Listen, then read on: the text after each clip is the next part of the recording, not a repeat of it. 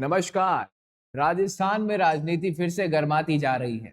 हमने देखा कि इस प्रकार से जब से राजस्थान में 3 राज्यसभा सीटों का ऐलान हुआ था, तब से ये मान लिया गया था कि 2 सीटें भाजपा के खाते में जाएगी और 1 सीट जाएगी कांग्रेस के खाते में। पर उसके बाद से चीज़ें कहीं न कहीं बदलती दिखाई दे रही है। मैं इस मुद्दे पर थोड़ी देर में आऊँगा, पर उससे पहले बात करूँगा अशोक गहलोत के उस बयान की, जिसे लेकर अशोक गहलोत फिर से चर्चा में। वो बयान जिसमें वो कहते दिखाई दे रहे हैं कि धर्मेंद्र प्रधान 2 हेलीकॉप्टर लेकर आए थे 10-10 करोड़ में, हर एक नेताओं को खरीदने का सौदा भाजपा कर रही थी, उनकी सरकार गिराने का प्रयास भाजपा कर रही थी। जी हाँ, फिर एक बार अशोक गहलोत ने मानेसर को याद किया और मानेसर में अशोक गहलोत ने चीज़ें इस प्रकार से बताई है कि भाजपा जो पार्टी गहलोत की तोड़ने का प्रयास कर रही थी, उसे विस्तार में बताया है कि कितने हेलीकॉप्टर आए थे, कितने पैसे नेताओं को, विधायकों को दिए जा रहे थे और सबसे बड़ी बात, फिर से मानेसर का ज़िक्र करके उन्होंने राजस्थान की राजनीति में सचिन पायलट को जो है, वापिस से लाकर खड़ा कर दिया। एक तरीके से कटघरे में खड़ा करने का काम सचिन पायलट को अशोक गहलोत फिर से कर रहे हैं। हालाँकि हर बार वो आरोप लगाते हैं भाजपा पर कहीं न कहीं टारगेट सचिन पायलट पर हो जाता है। सबसे बड़ी बात यहाँ ये निकल कर आ रही है कि जब नीरज डांगी जो राज्यसभा के प्रत्याशी चुने गए हैं कांग्रेस की तरफ से, उनका जब नामांकन भरने जाते हैं तो सचिन पायलट वहाँ मौजूद नहीं रहते हैं। उसके बाद अशोक गहलोत फिर से मानेसर को याद करना, ये बताता है कि किस प्रकार से चीज़ें सही नहीं चल रही और वहीं उस पे जब मुख्यमंत्री भजनलाल शर्मा से बयान लिया गया या फिर पूछा गया कि अशोक गहलोत फिर से ये याद कर रहे हैं, तो उन्होंने कहा कि ये वो दोनों पुराने दोस्त हैं। अशोक गहलोत की पुरानी दोस्ती है सचिन पायलट से और जब तक वो दिन में अशोक गहलोत जो हैं, दिन में एक आधा बार सचिन पायलट को याद नहीं कर लेते, तब तक उनका दिन नहीं बीतता। खैर, उन्होंने ये भी कहा कि ये उनका आंतरिक मामला है और कहीं न कहीं सचिन पायलट का नाम लेना ये बताता है कि अशोक गहलोत के मन में अभी भी वो पुराने दर्द बाकी हैं, वो पुराने ज़ख्म बाकी हैं और कहीं न कहीं कांग्रेस के जो ज़ख्म हैं, उनको भी हरा कर देते हैं। अशोक गहलोत ये बातें करता है। अब मैं बात कर रहा था राज्यसभा सीट पर, 3 सीटें थी।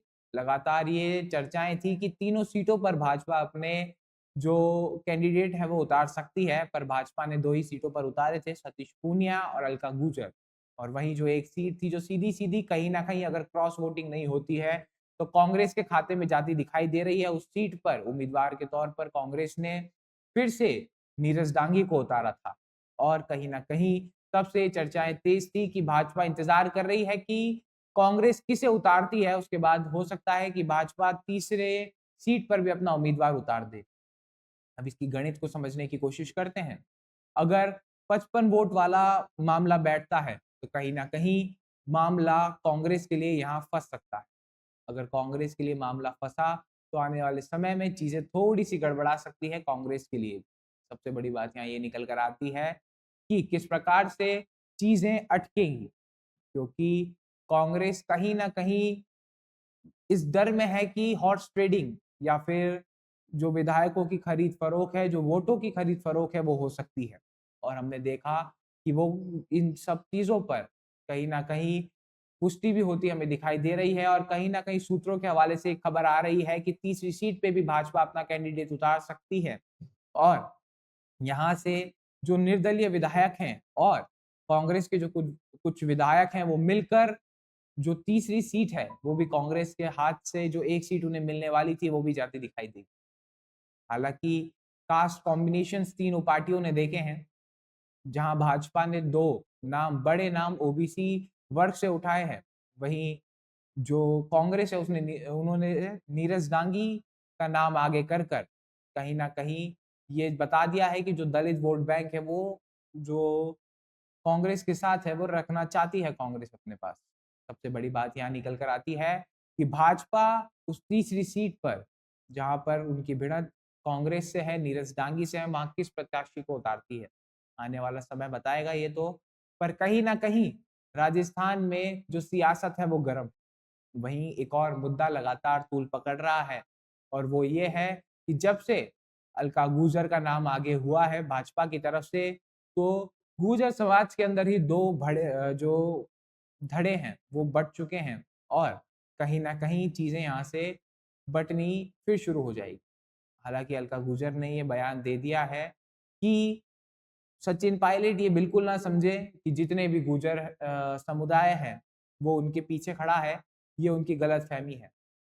तो यहाँ से अब एक और नाम की चर्चा लगातार तेज हो रही है और कहा जा रहा है जो कि वरिष्ठ राजनीतिज्ञ हैं उनके द्वारा कि अब कहीं न कहीं अलका गुर्जर को काउंटर करने के लिए सचिन पायलट एक नया चेहरा लेकर आ सकते हैं या फिर ये कहें कि कांग्रेस में मौजूद किसी बड़े गुर्जर नेता को इंट्रोड्यूस कर सकते हैं अलका गुर्जर के सामने काउंटर करने के लिए या भाजपा को काउंटर करने के लिए।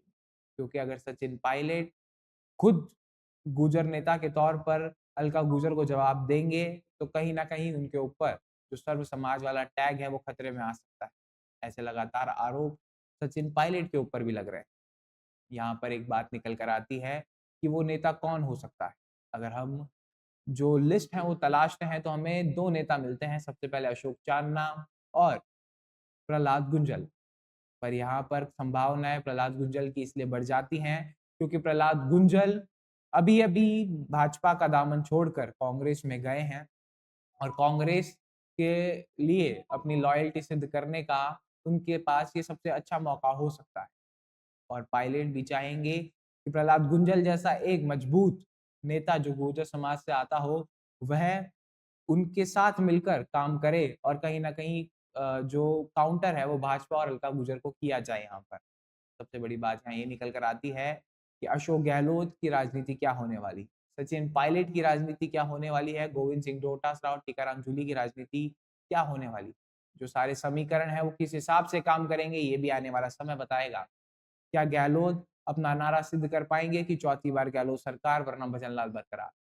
क्या सचिन पायलट जो अपने बहुरे लगातार चाहे फिर वो एनएसयूआई हो, चाहे फिर यूथ कांग्रेस में भी हम देख रहे हैं कि उन्होंने एक तरीके से पारस गुर्जर का जो नाम था, पारस गुर्जर ने वापस लिया और उतना समर्थन अनिल चोपड़ा को दिया, तो कहीं न कहीं वहाँ पर भी लड़ाई खुद की बाजी में लेने का प्रयास सचिन पायलट कर रहे हैं और खुद के लोगों को लगातार महत्वपूर्ण पदों पर बैठाने का काम सचिन पायलट द्वारा किया जा रहा है।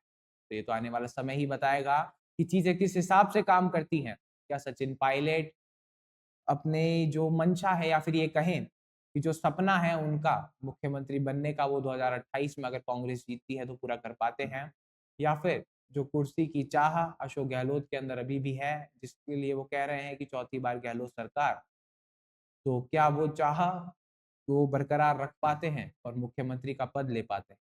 वहीं जो नए उभरते हुए सितारे जिनको इस संज्ञा से बार-बार दी जाती है, ये संज्ञा दी जाती है और जिनकी तारीफ हाल ही में राहुल गांधी ने भी की जब वो राजस्थान दौरे पर थे।